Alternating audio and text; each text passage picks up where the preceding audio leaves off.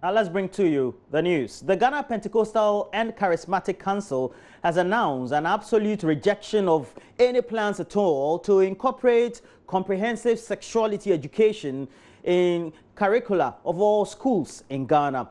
Addressing a news conference in the capital, Accra, the president of the council, the Reverend Professor Paul Frimpong Manso, stated they are building a strong alliance or network to kick against the CSE, which he described as monstrous, demonic, and a comprehensive satanic education. Maxwell Agbagba was there. For weeks, the issue of comprehensive sexuality education dominated headlines and conversation on both mainstream and social media. Many opponents of the topic say it will expose children to practices that are alien to the Ghanaian culture. At a press conference Thursday, President of the Ghana Pentecostal and Charismatic Council stated the non-negotiable position of the council on this controversial subject of comprehensive sexuality education. Saying there should be total withdrawal, annihilation, destruction, expunge of that idea. It should be out of the vocabulary of Ghana education system. We do not want it. But going forward, we are saying that never again. So what has already secretly been crept into our books, the paper you are reading, page 11, the primary one to say there, the statement is there. So we can't question it. Parliament, it was put on Parliament. Mr. Speaker, so Mr. Speaker had it. Yeah. It was debated and discussed, and the thing was passed. President of the GPCC, amongst other things, want Parliament to start processes to review parts of the 2019 budget. He says committed resources to fund CSE. Parliament, as a representative of the people, as a matter of urgency, should commence the relevant parliamentary process to review the aspects of the 2019 budget statement that committed state resources to funding this controversial CSE by ensuring that it is withdrawn and that no funds are expected on this policy. Reverend Professor Paul Frimpong Manso also wants churches to be given full control of the religious upbringing of students in all mission schools. May I make the proposal that if government will not give us the school, then there should be partnership. They take the hardware and we take the software. They can build for us, they can pay the salaries, they can do the infrastructure, of course we will help.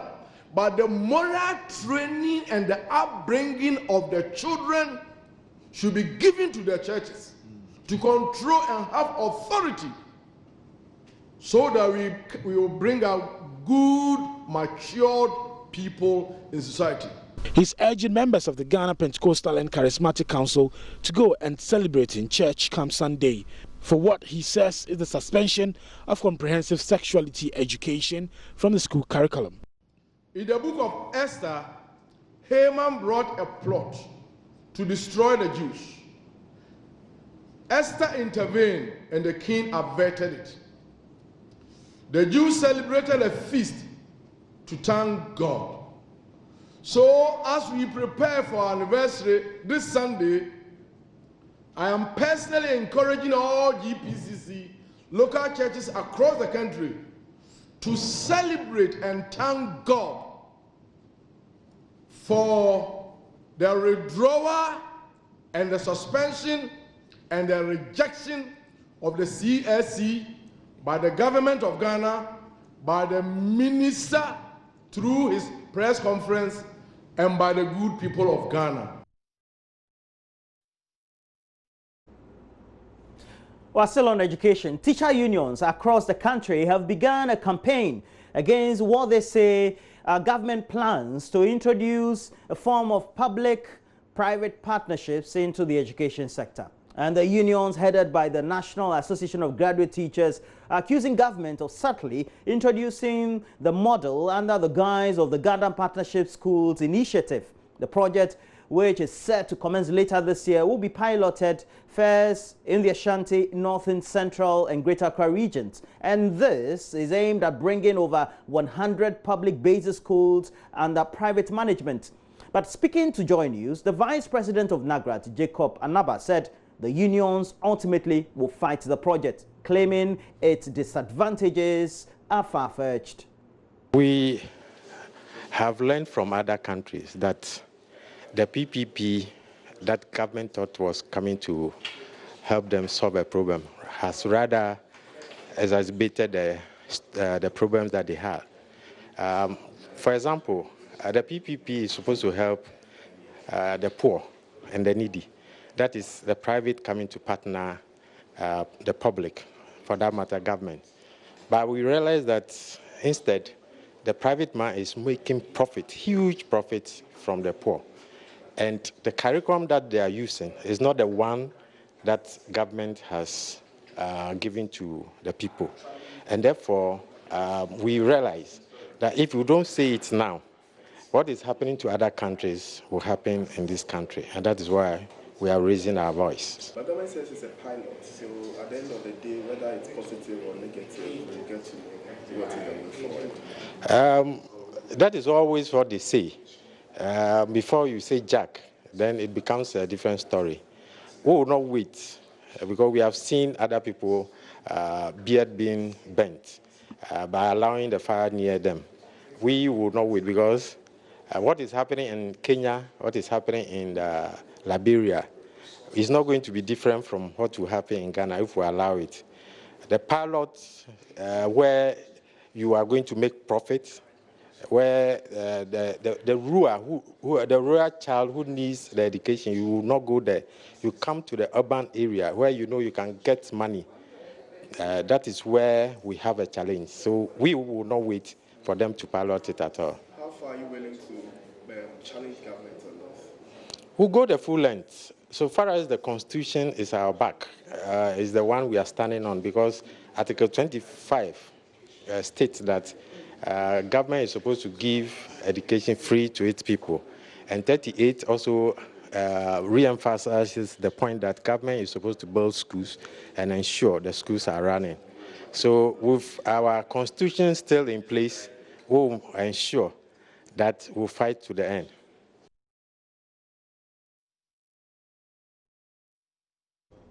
And we'll tell you this. Among all these personalities who make this possible in our education sector are the heads of the various ministries.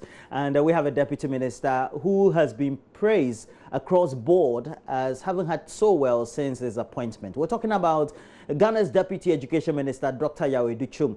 And he's admired by many for his appreciation of the issues plaguing the sector and how they could be tackled. Well, though his background as an educationist is not a secret, very little is also known about the school where he garnered the over 2 decades of education experience. He started, well, I have to tell you, as an ordinary teacher and rose to be his own man, an award-winning charter school in Los Angeles, America's second largest city. Well, my colleague Justice Beidou visited the school in downtown Los Angeles and brings us this exciting report. Let's go. Bye. Have a good weekend. Dr. William Okainte is the principal for the new design school. See you on Tuesday. Part of his work every day is to welcome pupils into and out of school. This school was set up to prepare kids for college and also for careers. And so, have a good weekend.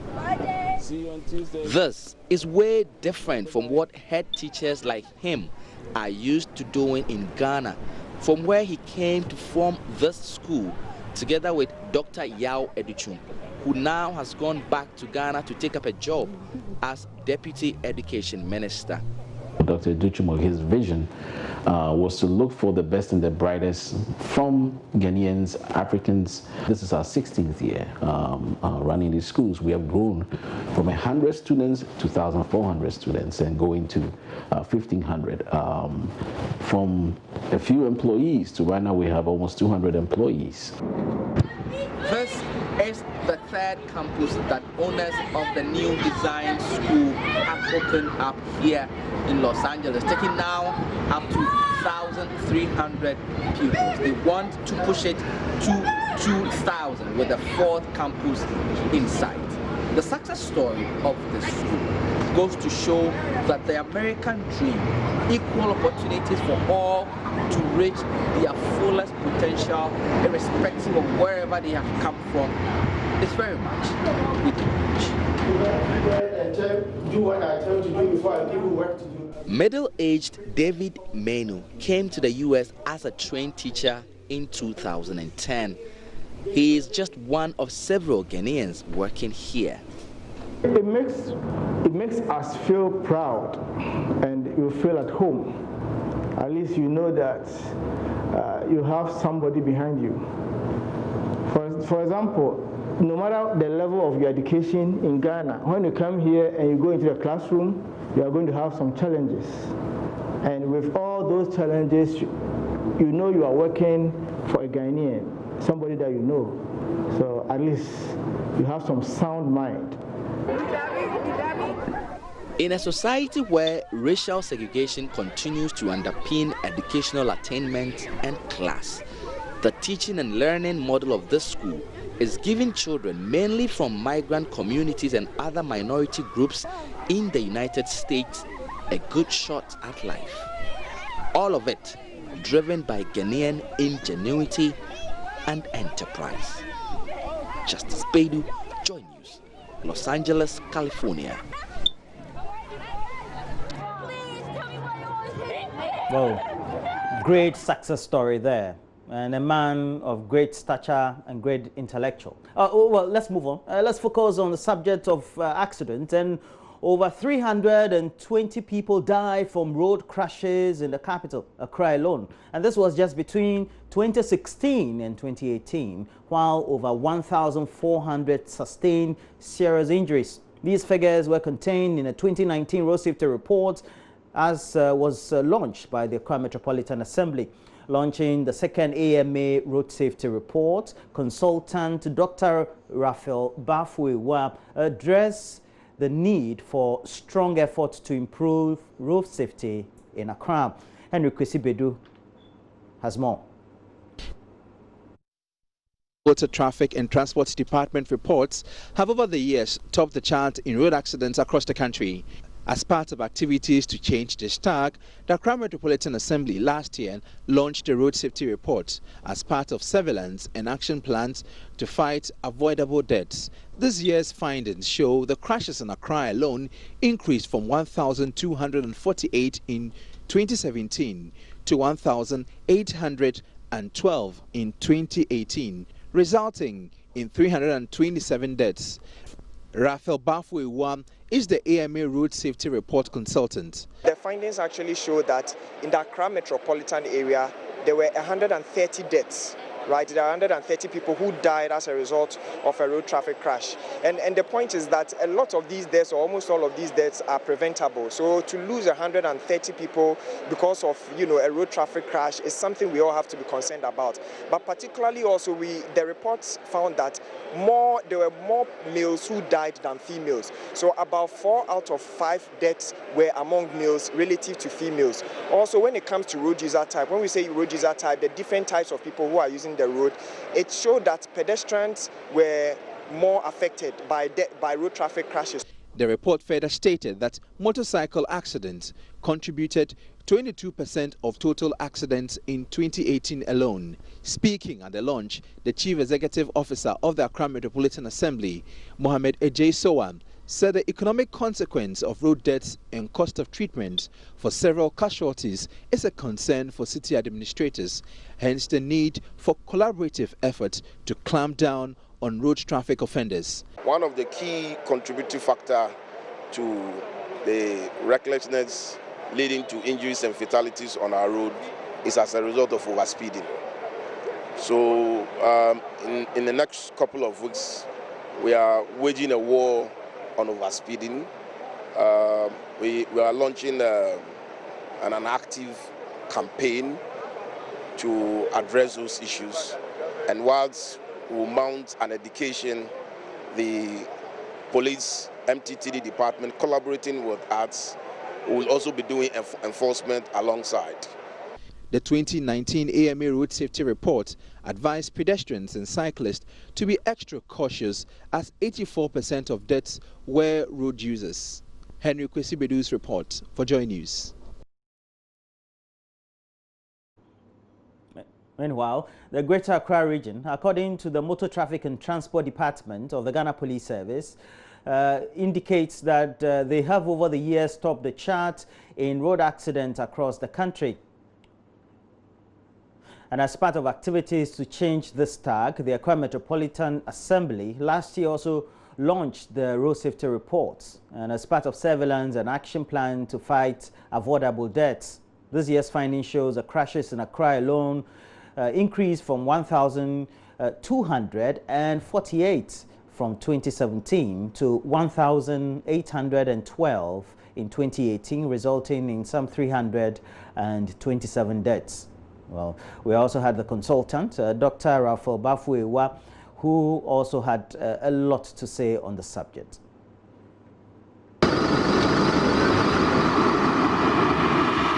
It is smooth and level, deadly to residents, mostly school children, for many years. Arguably, this is one of the best motorable roads in the country. It is a busy stretch that connects southern and northern Ghana with high volume of traffic, but it's become a major concern for the people in this area. The story of road accidents can be told by eyewitness. It can also be told by the survivors of such accidents. But it would have been interesting to hear from the dead ones too.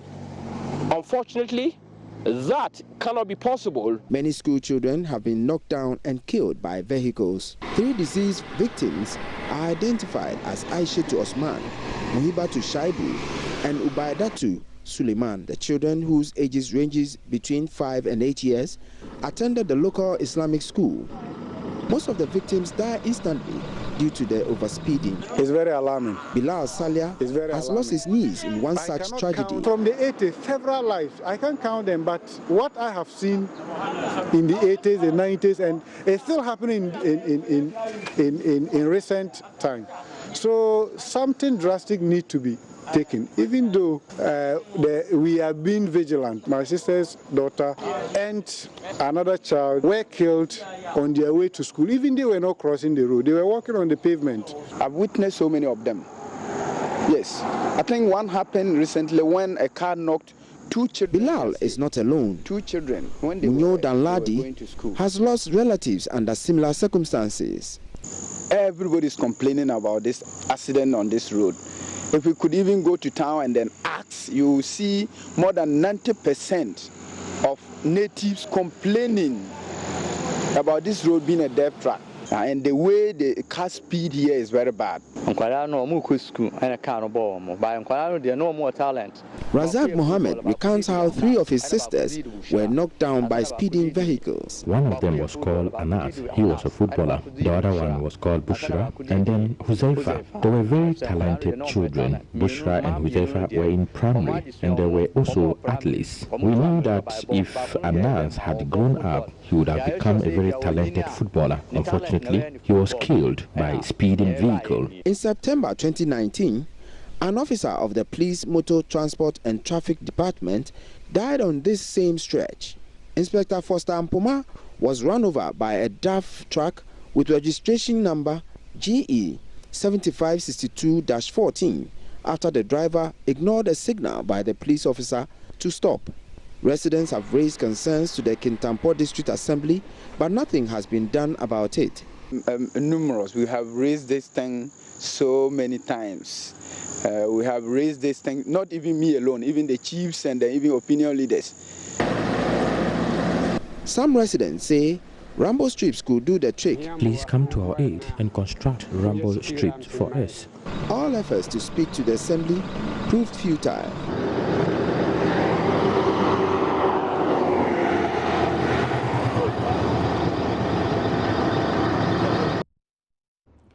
Oh, so you watched the issues relating to Accra, and then we did a transition about The persistent accident and attendant casualties, as from that story, at the location Nantizongo in the Kintampo South district of the Bono East region, which has led residents in perpetual fear. And as you could watch as well in that story, school children especially have fallen victim to the reckless state of speeding drivers on the smooth road running through the town. It was a good story by Mahmoud Mohammed Nuruddin. Well, let's move on and also tell you about more related issues on the subject of the police, because the Ghana Police Service says it is not against the establishment of an independent body to probe police personnel who misconduct themselves in the line of duty. On Tuesday, the Inspector General of Police, James Opong Bueno, interdicted 2 police officers captured in a viral video flogging a suspect at the railway police station at Koforidua. Here is the Director of Communications of the Ghana Police Service, ACP David Oklu, who believes setting up an independent body will be a major step in restoring the image of the service. He spoke to Kwesi Parker Wilson on the sidelines of a 2-week training program for senior police officers on how to communicate with their communities as part of the police service's transformational agenda. This training forms part of the Ghana Police Service efforts to develop a comprehensive work plan to improve both internal and external communications, to enrich its strategy and adhere to international best practices. The police service, with support from the Accountability, Rule of Law and Anti-Corruption, assembled 16 senior officers across the country to train them on communicating with the public. Director of Communication for the Ghana Police Service believes the course will bridge the gap between the police and the public. The course has been a very fascinating one. It has given us a lot of ideas in filling the gap between us and the public that we serve. The course facilitators, 16 of them, were taken through very important topics such as the police image, police professional standards, ethical communication, dealing with the media, which was also very exciting, and how patrol officers, both at the charge offices, on the streets, in the CID offices, can be positioned well to deliver the services to members of the public. Course facilitator Steve Smith was confident the training puts the Ghana Police Service in a different light. I want you to imagine a police service which is loved and respected by all the people of your nation. A police service that's feared by people that got something to hide, the criminals. A police service that responds to the needs of citizens. A police service that deploys officers out on patrol to work in partnerships with communities to solve their security and safety problems. Meanwhile, the Inspector General of Police, James Opong Bueno, is asking the newly trained officers to use the skills acquired to effect change. COP Prosper Ablo read a statement on behalf of the IGP at the closing ceremony. For the newly passed out ASPs who have benefited from the course, I urge you to serve as change agents by taking pragmatic, innovative steps in implementing the knowledge you have acquired in the areas you will be posted for improved police public relations. Kwesi Parker Wilson for JoyNews. Well, so now, meanwhile, we also know that the Inspector General of Police had made some of those related concerns. But let's move on and talk about other related stories on PWDs, that's people living with disabilities, and that will be our last one. It talks about the Ghana Federation of Disability describing as lackadaisical government's approach to implementing the Disability Act fully. The law demands, for example, that all public facilities or buildings be disability friendly in compliance with the UN Convention on the Right of Persons with Disabilities. Though a 10-year moratorium for implementation of the act expired in 2016, so far it looks like no enforcement has occurred despite impediments in accessing public places. The president of the Ashanti Regional Chapter of the Federation, Alfred Tabi Amponsa, laments continued breach of the act. Nana Sensu Mensah has more in this report. Interest groups in the Disability Federation were engaged in a workshop by Africa Center for Energy Policy (ACEP) on disability intervention mapping in Ghana. Statistics reveal PWDs form 4% of Ghana's total population. However, only half is mainstreamed in government agencies and private sector, while the rest are left on the streets to beg. Really, we have the Disability Act 715, which was enacted in 2006, which it had a moratorium of 10 years, and it is now almost 13 years now. The amended version of the Disability Act, which was amended in 2017, it should be passed with the LI so that it should be in consonant with the United Nations Council of Persons with Disabilities. Up to date, you have not found any means of passing that act or maybe that bill. It has been read to the first and second reading. It should be at the consideration stage. So we are appealing to the stakeholders, parliamentarians, whoever it is, should implement the Disability Act 715 so that persons with disabilities will not be disenfranchised in their organizations and also the discrimination among their society. If fully implemented, it will restrain people from making derogatory remarks about and discrimination against PWDs.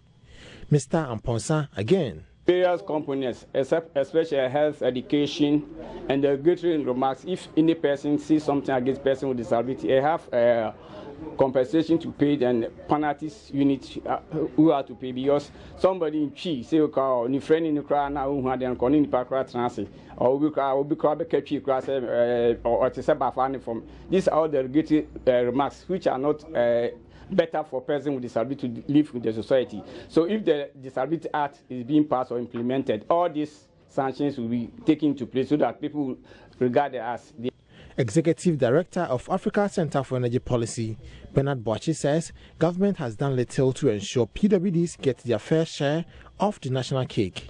What we are seeing, and that is what we are validating today, what we are seeing is that there is a huge funding gap and also there is a significant lack of awareness in what the challenges really are as far as persons with disability are concerned. And that is why monitoring is weak. Nobody cares whether a government project is delivered to specification or not, and we keep spending. We have upped, the common fund to 3%, but what it is delivering on the ground, we seem not to be so interested in ensuring that we are efficient how it is utilized. And even from the central government perspective, we need to provide a lot of infrastructure. Nana Sensu Mensah reporting. Well, that's it for the latest news headlines we have. But we have a couple of stories on the front, the center spreads, and the back pages of the newspapers right here in the studio. Myself and Mama Vioso Abwaje, we're here to do the news review. Stay with us.